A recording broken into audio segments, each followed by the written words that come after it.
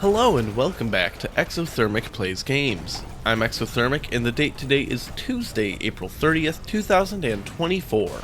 It's the last day of April and I've been doing a countdown of my favorite video games of all time through each day of the year, so it's been 4 entire months of that.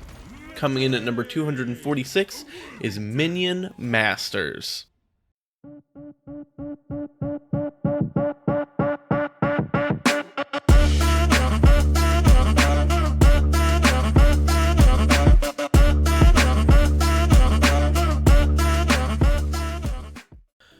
Minion Masters is a competitive tower defense card game. I first learned about the game not long after it had come out from a friend of mine named Dylan. He makes Magic the Gathering content over on his YouTube channel. I'll have linked in the description of this video.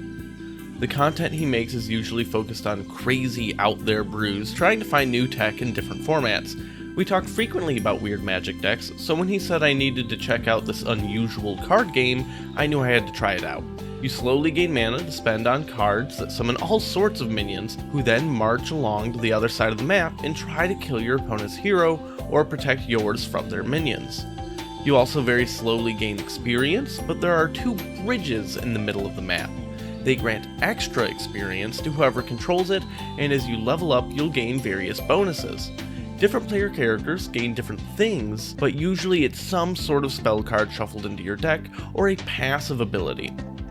If you max out your level, you enter Mana Frenzy, greatly increasing your rate of mana generation, allowing you to ideally overwhelm the opposing forces. As you play, there's an announcer who commentates the match as if it were a sporting event. He's hilarious and is one of the real selling points of the game. I mentioned spell cards. Not only can you summon minions, but you can load spells and even structures into your deck. Decks are highly customizable, not only in which cards you put in, but also quantities, allowing you to put 2 of a card in to really increase your chances at seeing it. Thankfully, even though it is a free-to-play game with microtransactions, you don't actually need to own 2 of the card to play 2, you can just do it. The model is pretty forgiving and you can get a lot done with pretty basic cards if you just time them out right and play strategically. Plus, there's a good flow of cards just from playing for free. If you do get cards you already own, you can spend them and the in-game currency to upgrade the card, but it just upgrades cosmetics and does nothing to change the power level of the card. There's a handful of game modes, but the biggest distinction is whether you want to play solo or 2-player. I actually very much prefer the 2-player teams because it allows for more dynamic strategies without necessarily getting punished. It's a lot easier to fight over specific bridges or to save up mana for a big cost card when you can lean on your teammates, and you're rewarded for good communication and teamwork. My favorite cards are the Puffs. They're these adorable little creatures that can't defend themselves at all, but they have a very low mana cost, and once they reach a bridge, they stay there without marching past it and give a passive bonus. When my wife and I play Minion Masters together, much of our strategy is built around protecting our mana puffs at all costs. Once we're able to establish those, we can rapidly build up more of an actual army and keep control of the bridges to gain experience and run away with the game.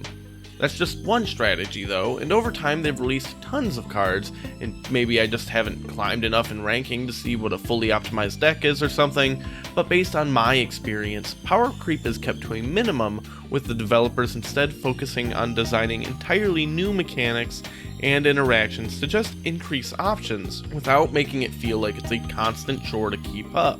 I admittedly don't play the game that often, but I'll get a real craving for it every once in a while and play a lot in a short period of time, then put it back for several months. Knowing that I can keep doing what I've been doing, but also having the option to try something new is very nice. Join me tomorrow as I talk about the 245th game on my list, where I do lots of mini games, but also get to look like an idiot in the process.